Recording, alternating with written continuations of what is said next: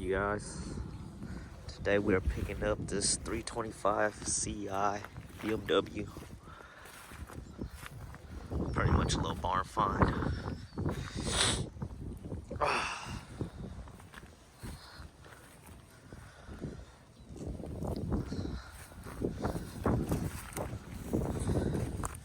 We're not missing the bumper. We have the bumper.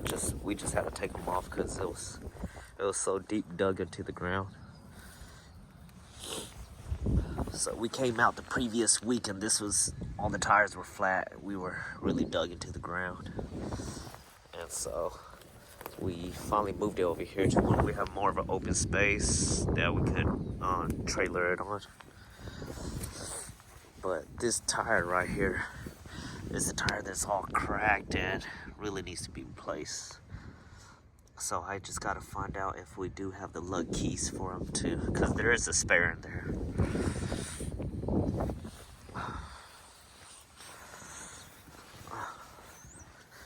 But yeah, history of the car is that it has been sitting out here for 3 years.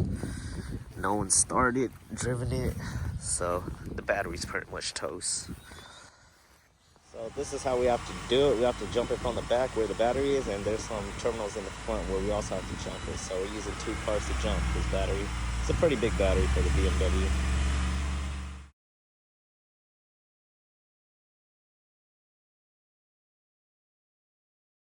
Alright, we got this baby back. And it rained along the way. And we've been having trouble with the battery, so we just towed it with the windows open. And it rained along the way, so. But over here, luckily, it's dry. So now we're trying to jump in again. In the middle. Yeah. Alright, let's get this thing started. Alright, taking on its first drive. So far, so good. Everything's smooth. First purchase for the car. We just got new wipers. It's been raining like crazy here, so we had to get new wipers. But other than that, this is also part of the test drive, man.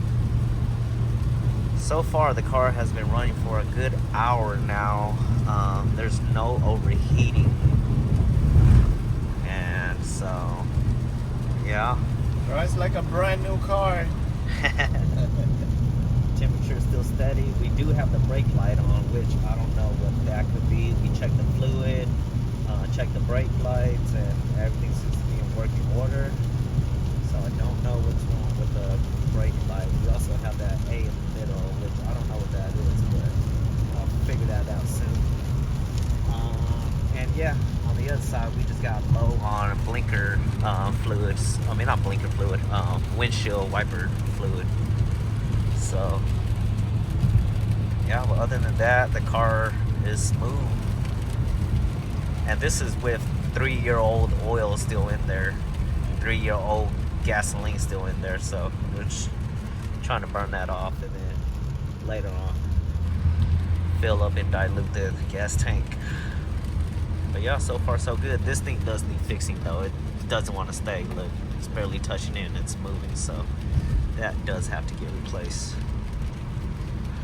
And then the interior cloths, these are all coming apart. You guys can see.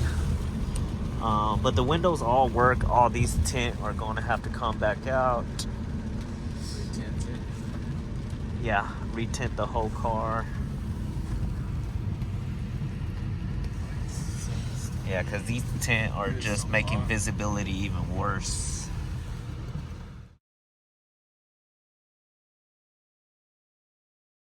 Alright, moment of truth. We let the car sit overnight with the battery intact. This is just to see if the battery is still holding a charge. So let's go to unlock the car. Okay. The car still unlocks. I'm gonna try to start it up, see if it still has enough juice to start the car. If it does, then we know that the battery is still good. Oh. Sorry, my big finger was in the way. Let's see.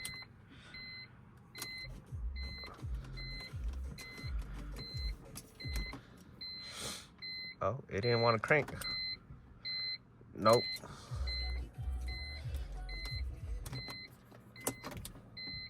All right, I lied. Never mind. For some reason, it was weird. Okay, let me show you guys exactly how I did it. I guess the battery is good.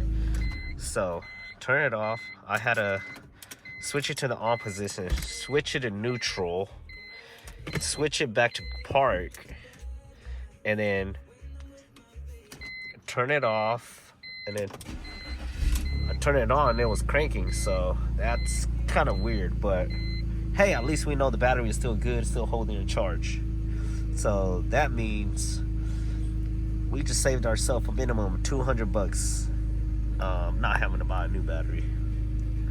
Success. Right, so haven't really given you guys a close-up of the engine, but we do have the cover. Remember, this was kind of like a barn find, so when we went to open up the hood and look at the engine, literally under the cover, it was just a rat's nest of a whole bunch of, you know, basically whatever rats and mouse grabbed to make their nest, and it was all on top of here. That's why you guys can see it's still a lot of junk and whatnot. So we had to take off the engine cover to get access to taking all those off. And as you can see, it's pretty dirty. There's a lot of webs, so that's why you see there's a lot of like grass that are still stuck in here. I try to use the leaf blower to get as much of it away as I could, but as you guys can see, there is still some remnants. And so now I'm basically gonna spray some degreaser on here and power wash this and make it look like a semi new engine. All right, here we go.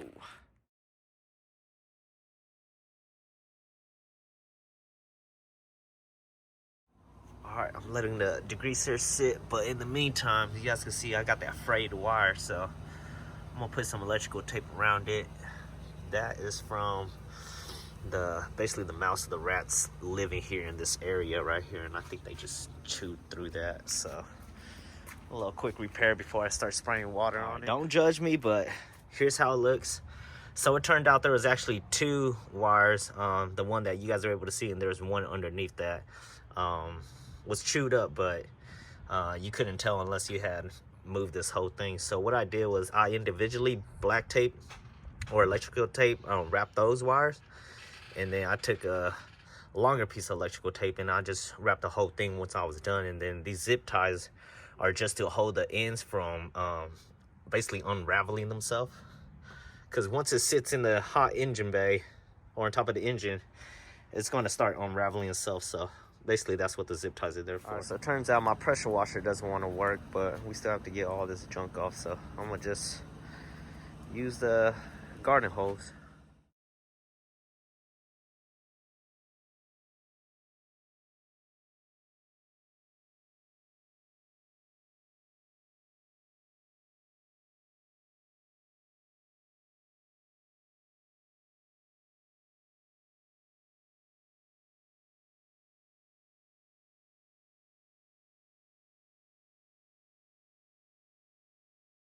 Nice, we got the pressure washer working again, so now we're going to get all those hard to reach places that we couldn't.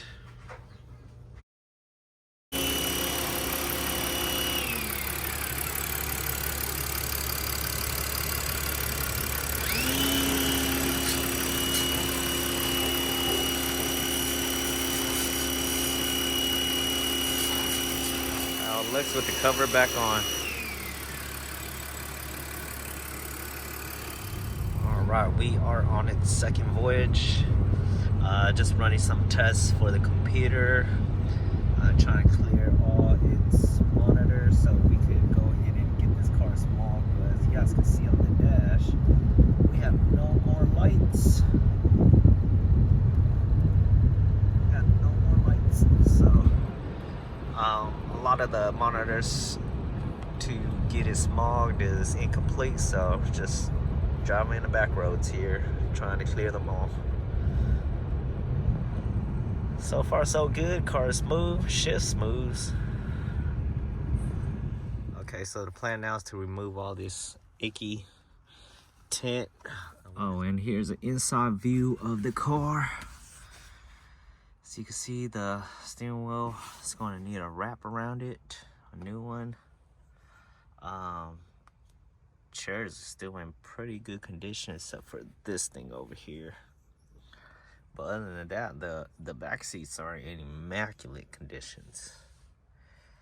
So kind of in the middle of vacuuming, but so far everything, stereo, the buttons on the wheels, everything works. And so you can see I'm working my way. I already got that tint off, got this tint off, still working on this. I think I might have to bust out the steamer and do it, because we got all these defroster lines that I really don't want to damage. But yeah, if you guys could see, these back seats look like no one has ever sat in them. They look in like great condition. Great conditions.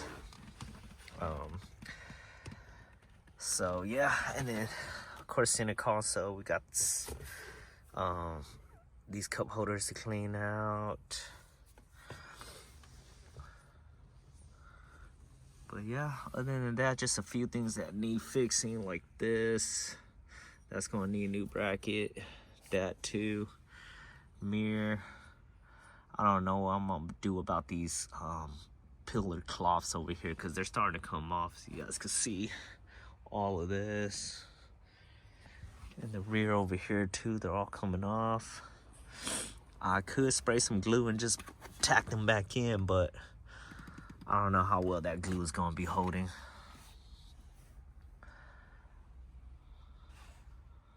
Alright, so this is kind of the next day. So you guys can see I did a little bit of vacuuming.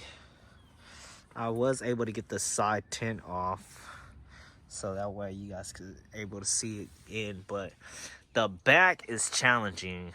I don't know how I am going to do that without messing up the defroster lines. I have to Google some ways to get it off, but yeah, did a little bit of vacuuming, so the car looks much nicer now, much cleaner to be inside.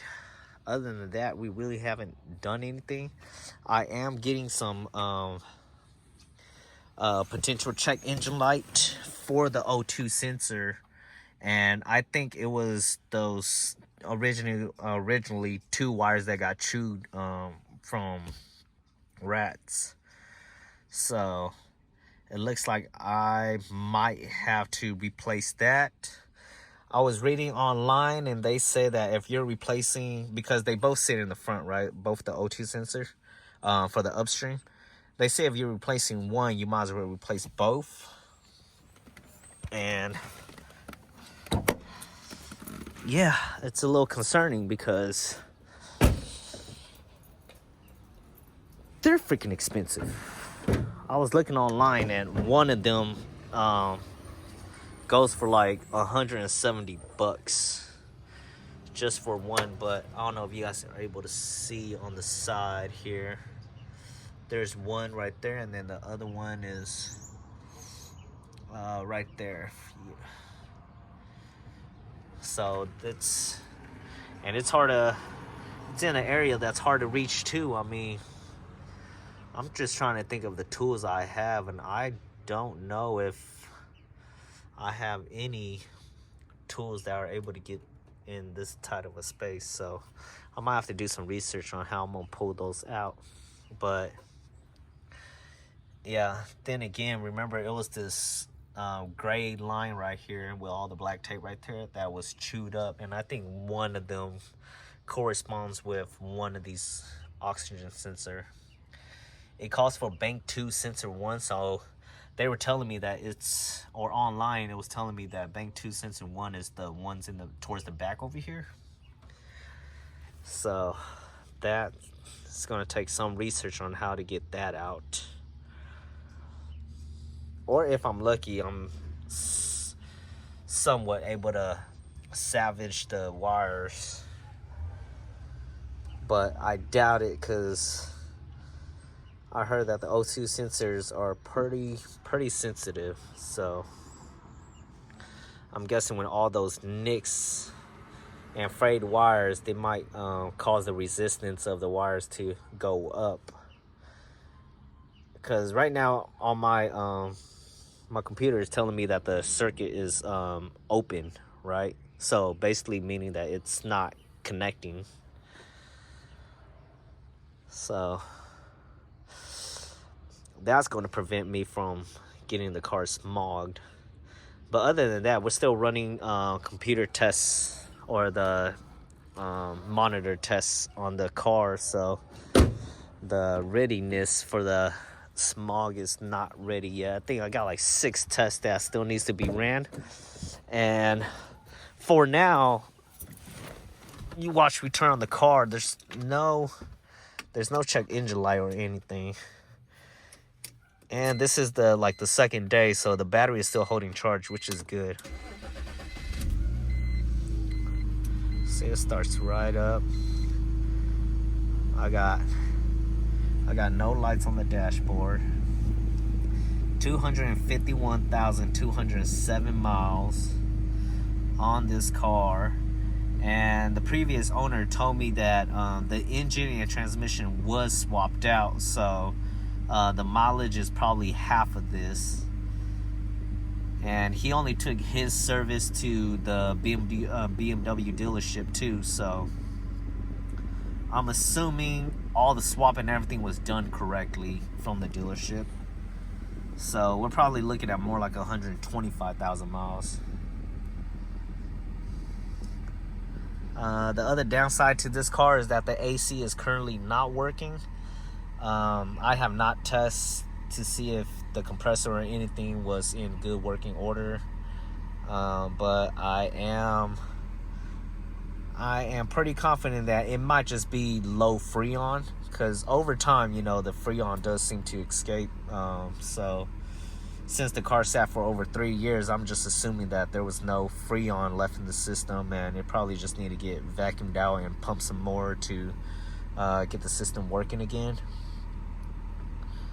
So I'm not going to do that myself. I'm going to probably take it to the shop, or more than likely I'll take it to the shop and just have them vacuum out and refill it. And if there is something wrong, they could tell me there's something wrong. But other than that, the car is smooth. Oh yeah, when we first went to go look at the car, I think the car was in limp mode. It wouldn't even go past 1500 when you were revving it, even if you step on it all the way. But now look at that. And it's revving very smoothly.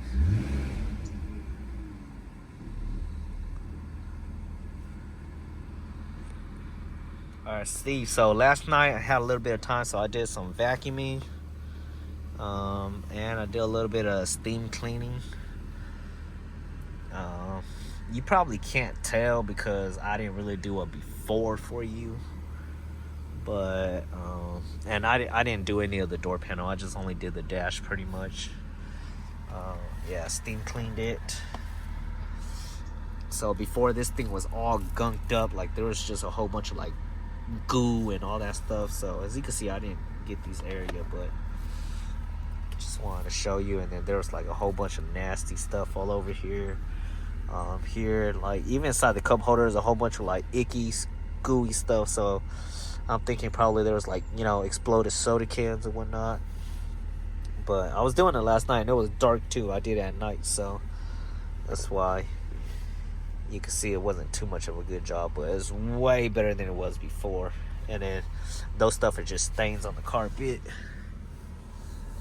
See the back seats, vacuum it out, so they look way better. And I was able to get the rear tint. All right, so let me give you guys a walk around now that it's been raining and the car cleaned itself pretty much. So as you guys can see, there's a lot of faded parts. The rotors are almost nice and silver again.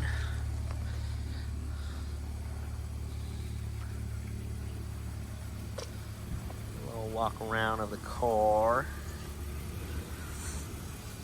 badges are all faded, but lights and everything work. Missing this little corner piece right here, corner light right there.